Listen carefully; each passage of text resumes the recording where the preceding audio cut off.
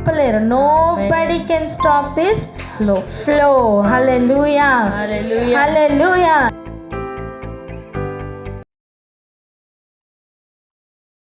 హల్లెలూయా. వెళ్దాం రండి.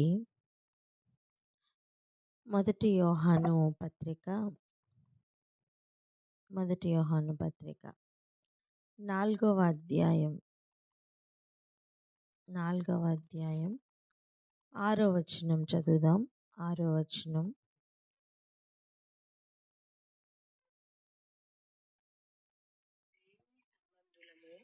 దేవుని ఎరిగినవాడు మన మాట వినును, దేవుని సంబంధి కానివాడు మన మాట వినడు.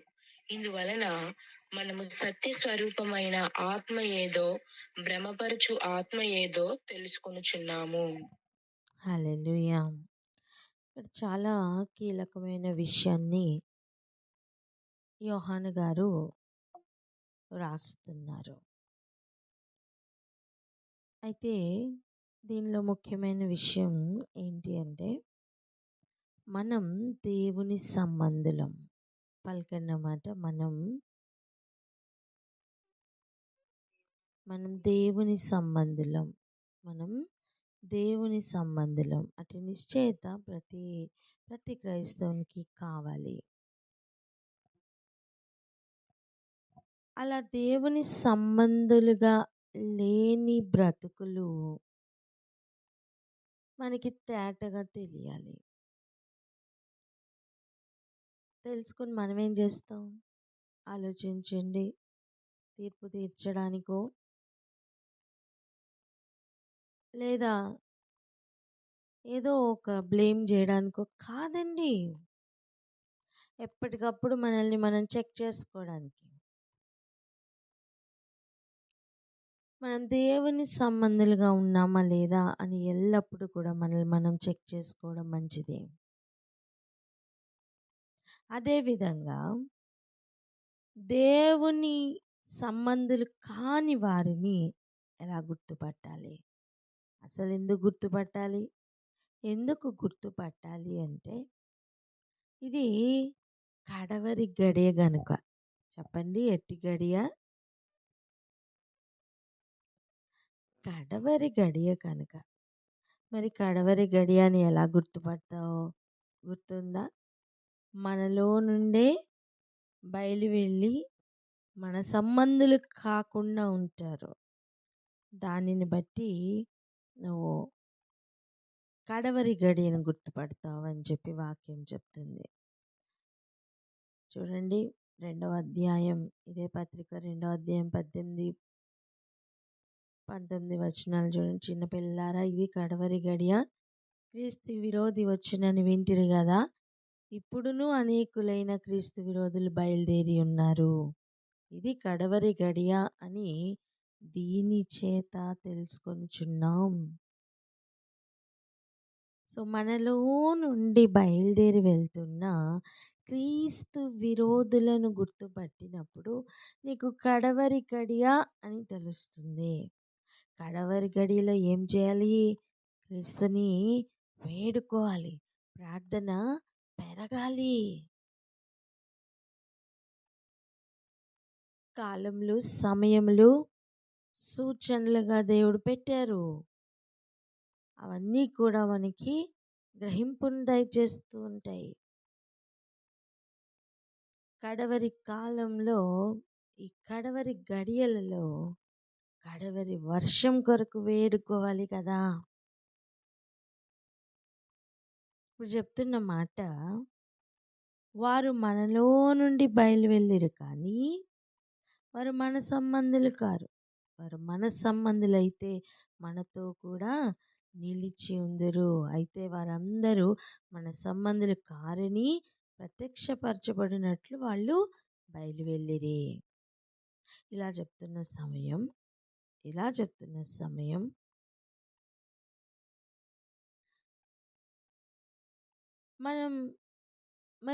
మనం దేవుని సంబంధులుగా ఉన్నామా లేదా అని చెక్ చేసుకోవాలి కదా. చాలా అవసరత ఉంది. ఇప్పుడు 4వ అధ్యాయంకి వచ్చి మొదటి వచనం చూడండి. ప్రియులారా, అనేకులైన అబద్ధ ప్రవక్తలు లోకంలోనికి బయలు వెళ్ళి ఉన్నారు కనుక ప్రతి ఆత్మను నమ్మక, ఆ మాట చెప్పండి, ప్రతి ఆత్మను నమ్మద్దు అని.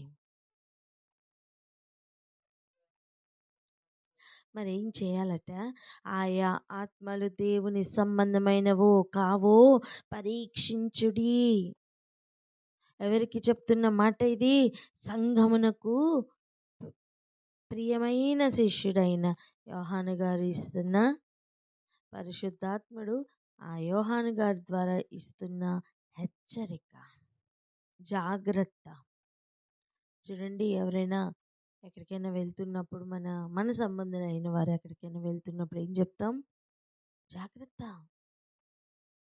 చెప్తామా లేదా? జాగ్రత్తగా వెళ్ళండి అని చెప్తామా లేదా? అలా ఈ క్రైస్తవ ప్రయాణంలో కూడా ఒక జాగ్రత్తను ఈ అపోస్తలుడు చెప్తున్నారు. ఆ జాగ్రత్త ఏంటి? అనేకులైన అబద్ధ ప్రవక్తలు లోకంలోనికి బయలు వెళ్ళి ఉన్నారు. కడవరి గడియ అని 2000 సంవత్సరాల క్రితమే చెప్తుంటే మరి ఇప్పుడు ఏమనాలి? కడవరి సెకండ్లేమో.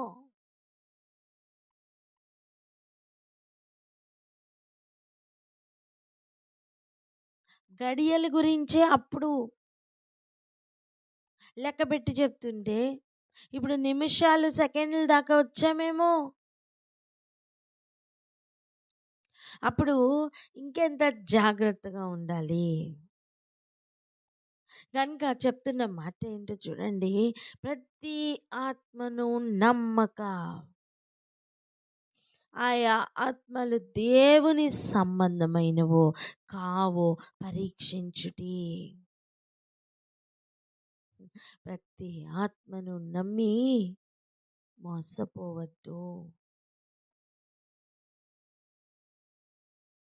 పరీక్షించండి అని చెప్తుండగా ఈరోజు ప్రార్థన చేద్దాం.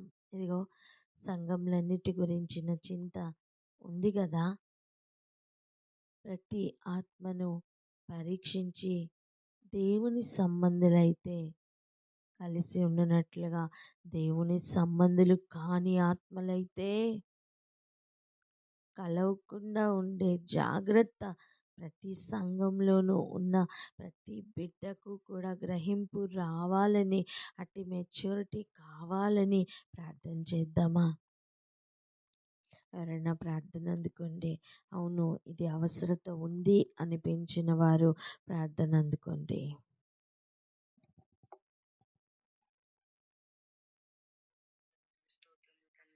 పరిశుద్ధమైనటువంటి నామము కలిగిన మా మహారాజా, నీకే వందనములు, స్తోత్రములు ఆయన. ఇప్పుడు తన దినములందు ప్రభ ప్రతి సంఘములను గురించి తండ్రి నాయన ప్రభ మాకు ఉండవలసినటువంటి తండ్రి ఒక చింతను మాకు నేర్పుతూ, ఆ చింత ఏ రీతిగా ఉండాలో ప్రభ, దేని గురించి మేము ప్రార్థించవలను, దేని గురించి మేము పరీక్షించుకునవలను, దేని గురించి ఎట్టి సంబంధులుగా మేము ఉన్నాము తనే ప్రతి విషయాన్ని మాకు తెలియపరుస్తుంది. మీ వందనములు, స్తోత్రములు. అవును తండ్రి నాయన ప్రభ, ఇదిగో తండ్రి విన్న ఈ వాక్యమును మాలో తండ్రి నాయన యేసయ్య అయా తండ్రిని మేము ఎట్టి వారముగా ఉన్నాము పరీక్షించుటకు ప్రభు మీరే కృప చూపించండి.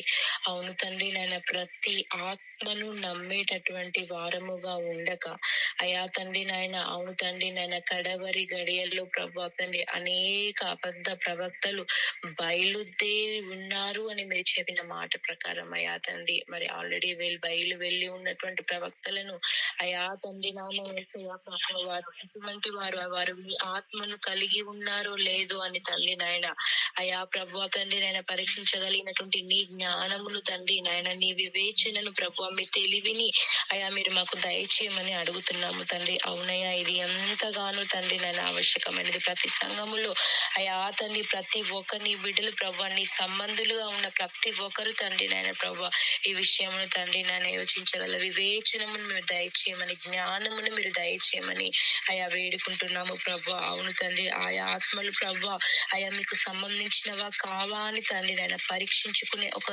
జ్ఞానమును అయా నీ వైపు చూసి నిరీక్షణ కలిగి తండ్రి విశ్వాసముతో ప్రార్థిస్తూ నీకు మొరపెట్టి తండ్రి నాయన యేసయ్య నీ పరలోక రాజ్యము కొరకు నిలబడి ఉన్న ప్రతి ఒక్క బిడ్డకు ప్రభా ఇటువంటి వివేచనను ప్రభా ఇటువంటి నిరీక్షణ ఇటువంటి జ్ఞానమును అయ్యా మీరే దయచేసి తండ్రి నీ సంబంధులైన బిడ్డల పట్ల మాత్రమే తండ్రి అటువంటి సంఘములలోనే ప్రభా తండ్రి నీ వాకును ప్రభా తండ్రి నాయన యేసయ్య మేము నేర్చుకొని నీ రాకడలో అయ్యా ఎత్తబడి బుద్ధిగల కన్యకల వరకు మేము నిలబడడానికి ప్రభా మీరే కృప చూపమని వేడుకుంటున్నాం తండ్రి. సహాయము దయచేయండి.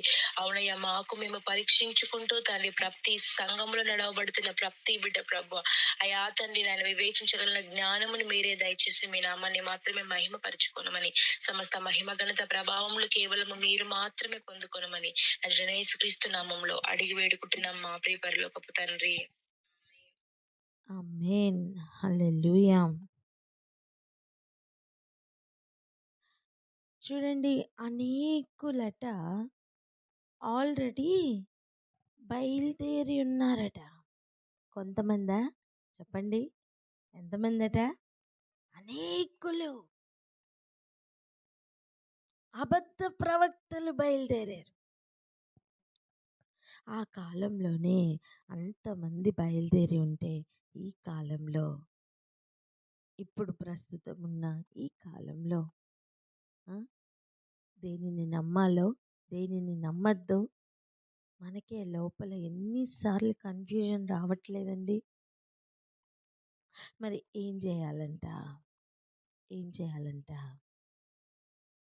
ఎలా గుర్తుపట్టాలో కూడా చెప్తున్నారు. యేసుక్రీస్తు శరీరధారి అయి వచ్చునని ఏ ఆత్మ ఒప్పుకొనునో అది దేవుని సంబంధమైనది. ఎలా గుర్తుపట్టాలి? యేసుక్రీస్తు శరీరధారి అయి వచ్చెనని ఎవరు నమ్ముతారో,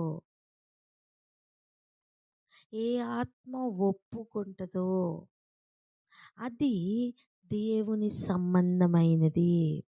ఇప్పుడు చెప్పండి, యేసుక్రీస్తు శరీరధారి అయి వచ్చారని మనం నమ్ముతున్నామా? అయితే మనం ఎవరి సంబంధులం? దేవుని సంబంధులం. ఓకే, ఇంకా చూడండి, ఏ ఆత్మ యేసును ఒప్పుకొనదో, ఏ ఆత్మ యేసుని ఒప్పుకొనదో అది దేవుని సంబంధమైనది కాదు. కానీ దేవుని సంబంధమైనదే అన్నట్టుగా అబద్ధము చెప్పుతూ అబద్ధ ప్రవక్తగా అటు ఆత్మ తిరుగుతూ ఉంటుంది. దేవుని సంబంధమైన ఆత్మ ఏదో కానిది ఏదో గుర్తుపట్టకుంటే మనకే కదా శ్రమ, సంగమునకే కదా శ్రమ. మరి యేసుక్రీస్తు శరీరధారి అయి వచ్చారు అని ఒప్పుకుంటూనే మరి కదులుతున్న ఈ తంత్రం ఏమిటి? అభిషేకమును ఒప్పుకొని ఒక తంత్రం. యేసుక్రీస్తు శరీరధారి అయి వచ్చి చనిపోయి తిరిగి లేచి 40 దినాలు శిష్యులకి అందరికీ కనపడి కొంతమందిని బలపరిచి ఆరోహణమైపోవడానికి ముందుగా చెప్పిన విషయాలు కీలకమైన విషయాలు. దాని గురించి మొత్తాన్ని కూడా ఒక్క వచనంలో రాశారు. వాక్యమును స్థిరపరచుచుండెను అని. హల్లెలూయా. యేసు ప్రభు ఆరోహణం అయిపోయిన తర్వాత వాక్యం ఎలా స్థిరపడింది? ఒక్కొక్కరి హృదయంలోనూ కూడా, ఒక్కొక్కరి జీవితంలోనూ కూడా వాక్యం స్థిరపడుతూ ఉందండి. అది ఏ కారణం చేతనైనా కావచ్చు. అదొక అద్భుతం కారణం కావచ్చు, లేదా ఒక సూచక్రియ కారణం కావచ్చు, లేదా ఏది అక్కర్లేదు, డైరెక్ట్గా వాక్యం స్థిరపడుతున్న అనుభవం కూడా ఉంటుంది. ఏదో ఒక రకంగా ప్రయాణం ఏదైనా సరే, కారణం ఏదైనా సరే, వాక్యం స్థిరపరుస్తూ దేవుడు వారికి సహకారుడై ఉన్నారట. ఇది ఎలా సాధ్యమైందండి? ఎలా సాధ్యమైంది? క్రీస్తు యొక్క అభిషేకం కంటిన్యూ అవుతుంది కనుక. వాక్యం శరీరధారిగా వచ్చెనని ఎవరు నమ్మరో, ఎవరు ఒప్పుకొనరో వారేనండి మన సంబంధులు కానివారు. ప్రతిదీ ఇక్కడ క్రీస్తున్నాడు, అక్కడ క్రీస్తున్నాడు అంటే నమ్మద్దని చెప్పారే. ఇక్కడ అభిషేకం ఉంది, ఇక్కడ అభిషిక్తులు ఉన్నారు, అక్కడ అభిషిక్తులు ఉన్నారు, ఇలా చెప్తే నమ్మద్దు అనే అర్థం. పసిపిల్లలు కూడా ఎదుగుతున్న సమయం ఒకసారి పడిపోతారు, 2 సార్లు పడిపోతారు, కొన్ని నెలలు పడిపోతారు, తర్వాత లేచి నడవడం అనుభవంలోనికి వస్తుంది కదా. మరి సంఘం ఎంతకాలం మోసపోవాలి? ఎన్నిసార్లు పడిపోవాలి? క్రీస్తు యొక్క బోధ నుండి తొలగించడమే కదా, ఉపదేశంలో నుండి తొలగించడమే కదా అపవాది యొక్క ముఖ్యమైన ప్లాన్. వేరే ఇంకేమన్నా ఉందా? ఏదో రకంగా ఆయన సంఘమును పాడు చేయడమే కదా వాడి ముఖ్య ఉద్దేశం. మరి అప్పుడు జాగ్రత్తలు తీసుకోవాలి కదా. నాకొద్దు, ఏ జాగ్రత్త తీసుకోను అంటే ఎలా జాగ్రత్త పడాలో ఈరోజు నేర్చుకుంటున్నాం.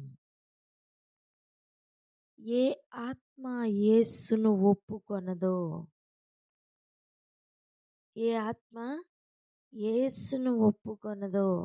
ఇప్పుడు చూడండి, యేసు ప్రభు వచ్చినప్పుడు జరుగుతున్న ఒక కార్యాలు అనేకమైన ఏరియాలకి ఆయన వెళ్తూ ఉన్నారు కదా.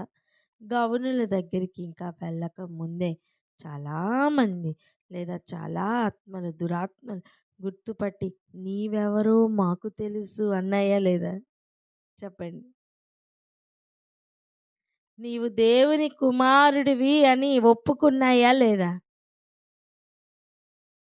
చెప్పాలి, మాట్లాడాలి. ఒప్పుకున్నాయి కదా. మరి అప్పుడు దేవుని సంబంధమైన ఆత్మలా అవి? కాదు. అంటే ఇంకా ఏదో ఉంది అని అర్థం. నీవు సర్వోన్నతుడైన దేవుని కుమారుడువని మాకు తెలుసు,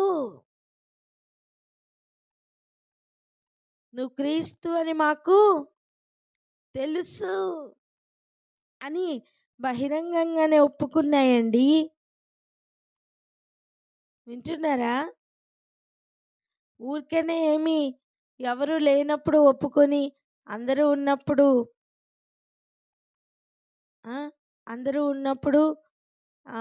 అబద్ధం చెప్తూ అలా ఏం లేవు, ఒప్పుకున్నాయి. అంతెందుకు, పౌలు ప్రయాణంలో వీరు దేవుని యొక్క మార్గమును మీకు బోధిస్తారు అని పూతని చెప్పలేదా? చెప్పండి, చెప్పలేదా లేదా? చెప్పిందా లేదా? అప్పుడు అవి ఒప్పుకుంటున్నట్ట లేనట్ట? క్రీస్తు శక్తిని ఒప్పుకుంటున్నట్ట లేనట్ట? అవి ఒప్పుకుంటున్నాయండి. దురాత్మలు డైరెక్ట్గానే బహిరంగంగానే క్రీస్తు సంబంధివి అని, లేదా క్రీస్తుని చూసి కూడా సర్వోన్నతుడైన దేవుని కుమారుడు అని మాకు తెలుసు అని ఒప్పుకుంటున్నాయి. ఇక్కడ అటువంటి దురాత్మల గురించి చెప్పట్లేదు, మనుషులలో అబద్ధ ప్రవక్తలను గురించి చెప్తున్నారు. అబద్ధ ప్రవక్తల్లో పనిచేస్తున్న ఆత్మల గురించి చెప్తున్నారు. మరి ఎలా గుర్తుపట్టాలి? ఒక మాట చెప్పనా, వాక్యం శరీరధారిగా వచ్చిందంటే ఏ ఆత్మ ఒప్పుకోదో అదేనండి అబద్ధం. నీకు వాక్యం సజీవమైనది, బలమైనది. ఇదిగో ఎటువంటి వాడి కలిగిన ఖడ్గం కంటేను హృదయాల లోపలికి సూటిగా గుచ్చుకుంటూ వెళ్ళిపోతూ ఎంత లోతుల్లోనికి వెళ్తుందంటే ఎవరూ వెళ్ళలేని ఏరియాలకి వెళ్తుంది. చీకటి కలిగిన స్థలముల్లోనికి వెళ్ళి వెలుగును నింపుతున్న ఒక గొప్ప కార్యమేనండి ఈ వాక్యం చేస్తున్న కార్యం. అట్టి వాక్యం శరీరధారిగా ప్రస్తుతం అది నెరవేర్పులోనికి వస్తున్న సమయం. దానిని చూసి ఏ ఆత్మ ఒప్పుకోదో ఆ ఆత్మ అబద్ధమైన ఆత్మ. ఇది నోటితో ఒప్పుకుంటున్నది కాదు, నోటితో ఒప్పుకుంటున్నది మాత్రమే కాదు, క్రియలలో ఫాలో అవుతున్నది. వింటున్నారా? ఒకసారి అపోస్తల కార్యాలు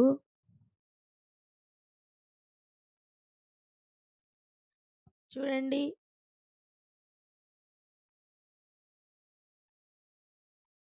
అపోస్తల కార్యాలకు వెళ్దాం రండి. ఒకసారి 8వ అధ్యాయం చూడండి.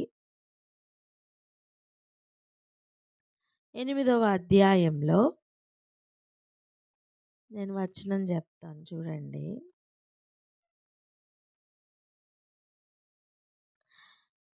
21వ వచనం చూడండి. 21.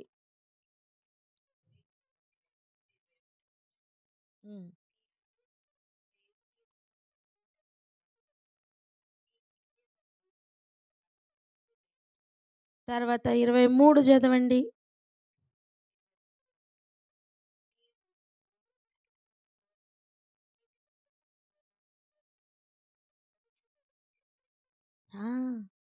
ఎలా ఉన్నాడట? నీవు ఘోర దుష్టత్వములోను, ఘోరమైన దుష్టత్వంలో ఉన్నాడట. దుష్టత్వం అంటే అక్కడ ఫుట్ నోట్లో ఇచ్చారు చూడండి, మూల భాషలో ఏంటి? చేదైన పైత్యములో. అదే ఉందా?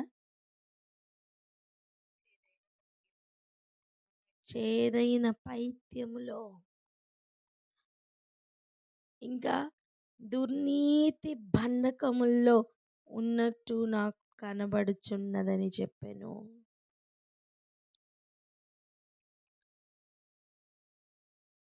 ఎందుకంటే వీనికి అక్కడ ఉన్న పని ఏంటి? వారి ఎదుట ద్రవ్యము పెట్టి నేను ఎవని మీద చేతులుంచుదునో వాడు పరిశుద్ధాత్మను పొందినట్లు ఈ అధికారం నాకియుడి అని అడిగాను. ఒప్పుకోట్లా. నేను తప్పు చేస్తున్నాను అని, నేను గారడీ పని చేస్తున్నాను, నేను కనికట్టు చేస్తున్నాను, నేను మోసపుచ్చుతున్నాను అని ఒప్పుకోట్లా. మీరు ఎలా అయితే చేతులుంచితే పరిశుద్ధాత్మ వస్తున్నారో అలా నేను చేతులుంచితే కూడా అవునట్లుగా ఇట్టి అధికారం నాకు ఇమ్మని అడుగుతున్నాడు. అభిషేకంను కొనాలని ఒక ప్రయత్నం. అందుకు పేతురు ఏం చెప్తున్నాడు?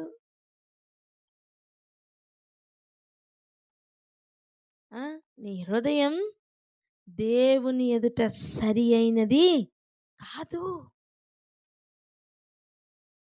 చూడండి, అబద్ధంను జరిగించుచున్న వారి యొక్క హృదయాలు ఎలా ఉంటాయో చూడండి. నీ పట్ల దేవుడు కలిగి ఉన్న కార్యం కాపీ చేయాలని ప్రయత్నం చేస్తారు నాన్న.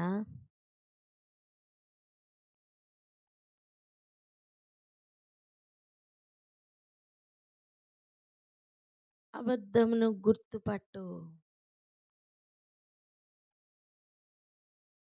నీ ద్వారా దేవుడు ఒక కార్యం చేయాలని చేస్తున్నప్పుడు అదే కార్యం వారి ద్వారా కూడా జరగాలని వారు కాపీ చేస్తూ ప్రయత్నం చేస్తూ కదులుతారు. ఇది ఇది ఒక అబద్ధమైన ఆత్మ, గుర్తుపట్టు.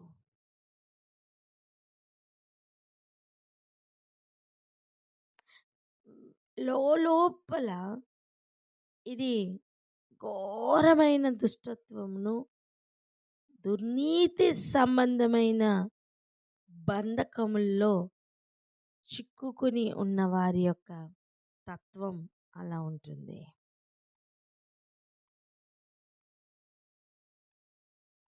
ఎంతమందికి అర్థమవుతుంది?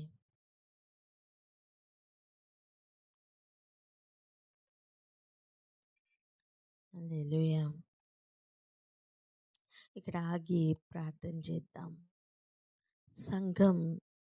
సంఘం మోసపోవడానికి వీల్లేదని ప్రార్థన చేద్దాం. దయచేసి గ్రహించండి. ఎవరు అబద్ధం అయిన ఆత్మ, ఎవరు దేవుని సంబంధమైన ఆత్మ గుర్తుపట్టాలి.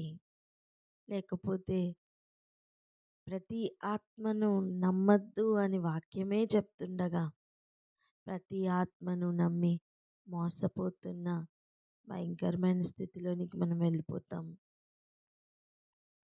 అలా అని అతి జాగ్రత్త పడి నిజంగా దేవుని సంబంధమైన ఆత్మ వచ్చినప్పుడు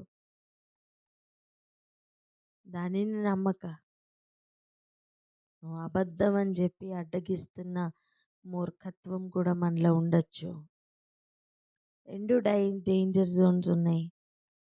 ఈరోజు సంఘంలన్నిటి గురించి ఒక భారంతో, ఒక చింతతోనే ప్రార్థన చేద్దామా? ఇక్కడ ఆగి ఎవరైనా ప్రార్థన అందుకోండి.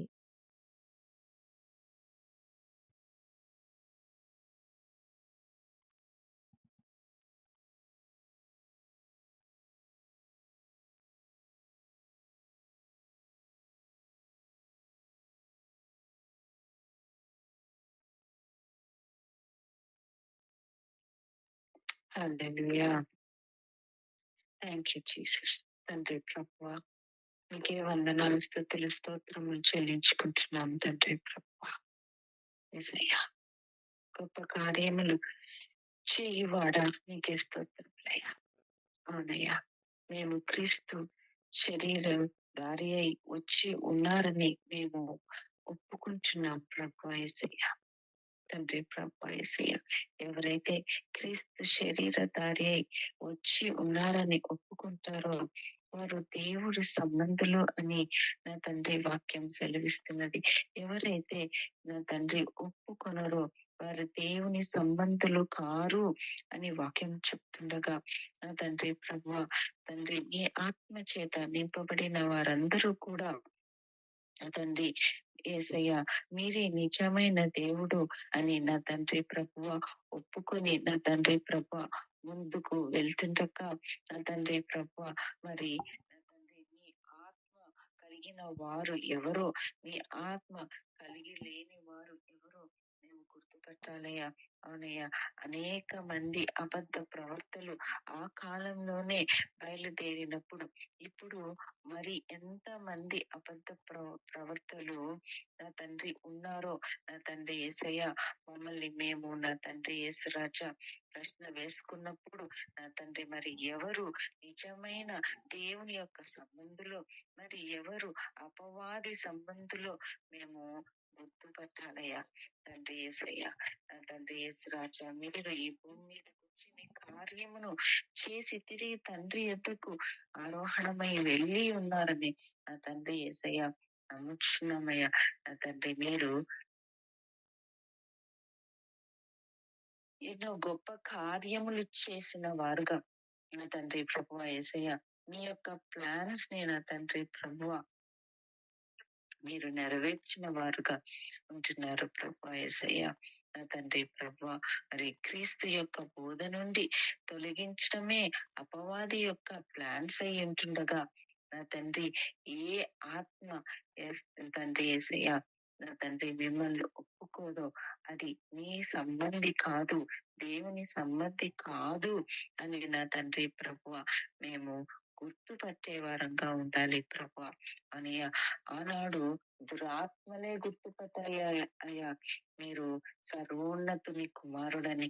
నా తండ్రి యేసయ్య, వాక్యం బలమైనది, అది ఖడ్గం వంటిది.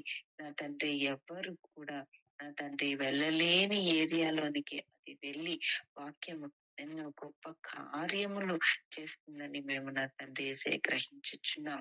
తండ్రి ప్రభువ యేసయ్య, ఈ నామమును నోటితో ఒప్పుకోవటం కాదు ప్రభువ, కానీ ఆత్మలో ఒప్పుకునే వారంగా ఉండాలి రాజా.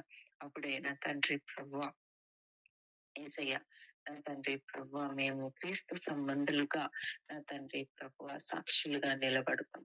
తండ్రి యేసు రాజా, నా తండ్రి మేము మా హృదయమును తండ్రి మీ ఎదుట నా తండ్రి ప్రభువ యేసయ్య, నా తండ్రి యేసయ్య పోయబడిన వారంగా ఉండాలి. తండ్రి మా హృదయమును మీ ఎదుట మేము పోయలేని స్థితిలో ఉంటే నా తండ్రి ప్రభువ యేసయ్య, అది సరైన ఆత్మ కాదు అని నా తండ్రి ప్రభువ యేసయ్య పౌలు గారు చెప్తున్నారు. తండ్రి ప్రభువ యేసయ్య, మేము నా తండ్రి ప్రభువ యేసయ్య, నా తండ్రి యేసయ్య ఘోరమైన దుష్టత్వమును, దుర్నీతిని నా తండ్రి ప్రభువ ఈ కాలంలో మేము చూచుచున్నామయ్యా. నా తండ్రి ఎన్నో విషయాలు నా తండ్రి వింటున్నాం, ఎన్నో విషయాలు చూస్తున్నాం. కానీ నా తండ్రి ప్రభువ యేసయ్య, మేము ఎవరో నా తండ్రి ప్రభువ యేసయ్య, నా తండ్రి ఎవరు దేవుని సంబంధియో, ఎవరు దేవుని సంబంధి కాదో అబద్ధ ప్రవర్తలో గుర్తుపట్టే వారంగా మేము ఉండాలి ప్రభువ. ఎక్కడ కూడా నా తండ్రి ప్రభువ మేము అబద్ధమును నిజమని నమ్మే వారుగా ఉండక జాగ్రత్త పడుతూ నా తండ్రి ప్రభువ ఆ వివేచన శక్తి, వివేచన ఆత్మతో నింపబడిన వారమై ఆ డిజర్న్మెంట్, స్పిరిట్ ఆఫ్ డిజర్న్మెంట్ తో నా తండ్రి యేసయ్య మేము నింపబడుటకు కృప చూపించండి అయ్యా. నా తండ్రి ఆనాడు గారడీ చేస్తున్న సీమోను పేతురుతో అడిగారు, మీరు ఏ విధంగా నా చేతుల నుంచి ప్రార్థన చేసినప్పుడు అద్భుత కార్యములు జరుగుతున్నాయో అది నాకు కూడా మీరు ఇవ్వండి అని నా తండ్రి ప్రభువ, నా తండ్రి యేసయ్య పేతురు గారితో మాట్లాడి ఉన్నాడు ప్రభువ. యేసయ్య, నా తండ్రి ప్రభువ, దేవుని యొక్క ఆత్మ డబ్బుతో కొనేది కాదు అని, దేవుని సన్నిధిలో నిలిచి ఉంటేనే ఆత్మతో నింపబడతామని పేతురు గారు ఆనాడు చెప్పి ఉన్నారు ప్రభువ. నా తండ్రి ప్రభువ యేసయ్య, మేమందరం కూడా మీ యొక్క సంబంధులుగా నా తండ్రి మీ నామంలో హెచ్చించు వారంగా, మీ ఆత్మలో నింపబడిన వారముగా మేము ముందుకెళ్ళాలయ్యా. ఎక్కడ కూడా నా తండ్రి ప్రభువ మేము నా తండ్రి యేసయ్య, నా తండ్రి తప్పుడు డెసిషన్స్ తీసుకొని తప్పుడు అడుగులు వేసే వారంగా ఉండక, ఎవరు నిజమైన ప్రవక్తలు, నిజమైన దేవుని బిడ్డలు నా తండ్రి గుర్తెరిగిన వారుగా నా తండ్రి ప్రభువ మమ్మల్ని మేము సరి చేసుకుంటూ మా ప్రవర్తనలను, మా బిహేవియర్స్ ని, మా క్యారెక్టర్స్ ని, మా అటిట్యూడ్స్ ని మేము దినదినము మౌల్డ్ చేసుకుంటున్న తండ్రి ప్రభువ మీలో ఎదగటానికి కృప చూపించమని, బలపరచమని యేసయ్య అతి పరిశుద్ధ నామంలో అడిగి ప్రతిమాలి వేడుకొంచున్నాం తండ్రి. ఆమేన్. ఆమేన్, ఆమేన్. చిన్న పిల్లలకి మనం జాగ్రత్తలు చెప్పేటప్పుడు చాలాసార్లు ఇలా చెప్తూ ఉంటాం, బయటికి వెళ్ళేటప్పుడు ఎవరు ఏది ఇస్తే అది తినకండి అని. తెలియని వారు ఏదైనా ఇస్తే తినద్దు అని నేర్పిస్తాము. గుర్తుందా? చెప్తామా? ఎవరు పడితే ఏది ఇస్తే అది తినద్దు అని చెప్తాము. అవును. అలా సంఘమునకు దేవుడు కూడా ఇస్తున్న జాగ్రత్తేనండి ఇది. ఎవరి మాట పడితే వారి మాట వినద్దు అని. ఆ ఆత్మ ఎట్టిదో గుర్తుపట్టమని. పిల్లలతో చెప్తాం కదా, ఒకవేళ నేనే పంపిస్తే ఇలా ఉంటుంది, ఇలా ఉంటుందని సూచనలు చెప్పమా? స్కూల్కి వెళ్ళిన పిల్లలకి మమ్మీ పిలుస్తుంది రా, డాడీ పిలుస్తున్నారు రా అని చెప్పి తీసుకుని వెళ్ళి వాళ్ళని ఇక కిడ్నాప్ చేయడమో ఏదో ఒకటి, ఏదో ఒక రకంగా జీవితాలను పాడు చేస్తున్న అనుభవాలు చాలా చూస్తున్నాం కదా. అలా సంఘం లోపల కూడా చొరబడి ఈ అబద్ధమును జరిగిస్తున్న ఆత్మలు చేస్తున్న కార్యం మోసపుచ్చడమే. దేవుని మాటనే చెప్పినట్టుగా ఉంటుంది, దేవుని వాక్యమే అనిపిస్తుంది, అదే సిమిలర్ ఆత్మనే అనిపిస్తుంది. గుర్తుపట్టలేమండి, సాధ్యం కాదు. ఎప్పుడు మనం గుర్తుపట్టగలం? ఒక్కటేనండి సూచన, శరీరధారిగా యేసును ఎవరు ఒప్పుకోరో, ఏ ఆత్మ ఒప్పుకోదో, అంటే ఇది ఇది ఒక స్ట్రాంగ్ క్రియారూపకమైన ఒప్పుకోలు అని మనకి ఈరోజు అర్థం అవ్వాలి. క్రియలలో వాక్యం నెరవేర్పును ఒప్పుకోని ఒక ఆత్మ, అది అబద్ధంను జరిగించుచున్న ఆత్మ. ఇప్పుడు వాక్యం నెరవేరుతున్న ఒక సిచ్యువేషన్ ఉందనుకోండి, ఒక పరిస్థితిలో ఉన్నారనుకోండి, వీరు అక్కడ నిలబడలేరు. గ్రహిస్తున్నారా? అబద్ధంను జరిగిస్తున్నవారు అక్కడ నిలబడలేరు. రెండవది చూడండి, వారు మన సంబంధులు కారట. ఇంకా చూడండి, మనం 4-5 వచనాలు చదువుకుందాం. 4వ అధ్యాయం 4-5 వచనాలు చూడండి. చిన్నపిల్లలారా, మీరు దేవుని సంబంధులు, మీలో ఉన్నవాడు లోకంలో ఉన్నవాని కంటే గొప్పవాడు గనుక మీరు వానిని జయించి ఉన్నారు. లోకంలో ఉన్నవాడు మనుష్యుల కంటే గొప్పవాడిగా కనిపించచ్చు, కానీ వానికంటే గొప్పవాడు దేవుడు. ఆ దేవుడు మీలో ఉన్నారు.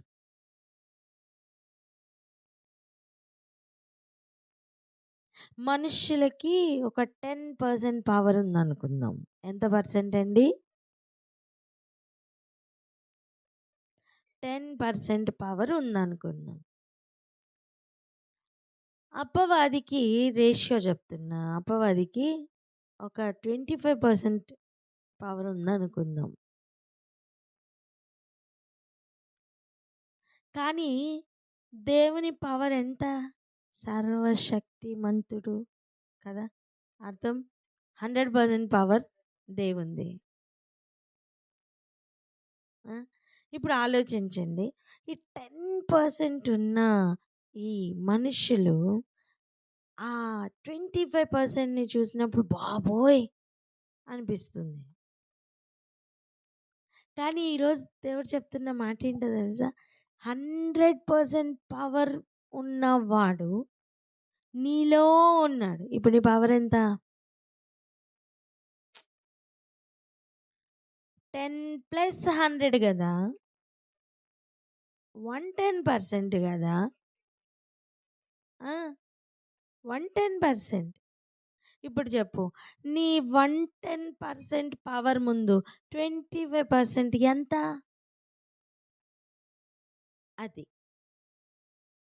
నీలో ఉన్నవాడు లోకంలో ఉన్నవానికంటే గొప్పవాడు గనుక నీ 110%తో నువ్వు 25% ఈజీగా జయించావని అర్థం.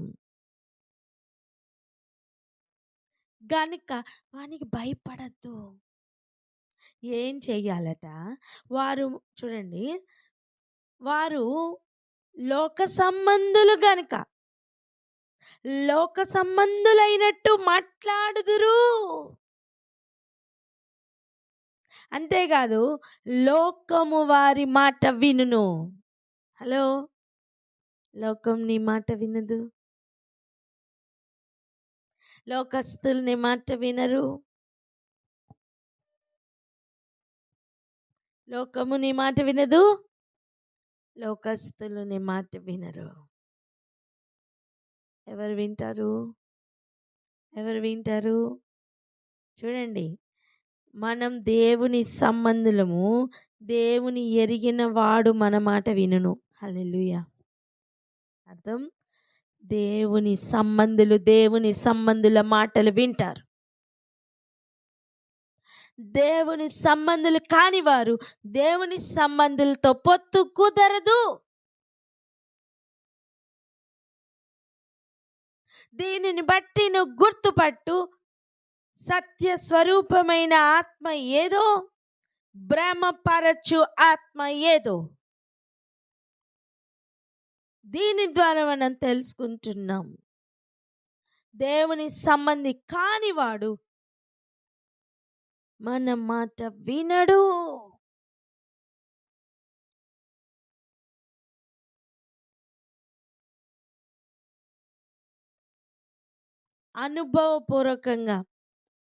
అనుభవపూర్వకంగా ప్రతి క్రైస్తవునికి కూడా ఇది గ్రహింపులోనికి వచ్చును గాక.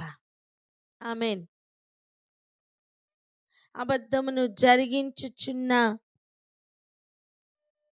సమస్తమైన దుర్నీతి నుండి వేరుపరచుకుని దేవుని సంబంధులుగా ఉండుట ఈ కడవరి గడియలో ఎంతైనా మంచిది.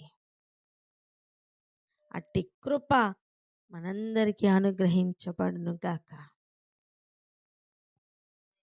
ఆమేన్. ప్రార్థన చేసుకుందాం. అక్క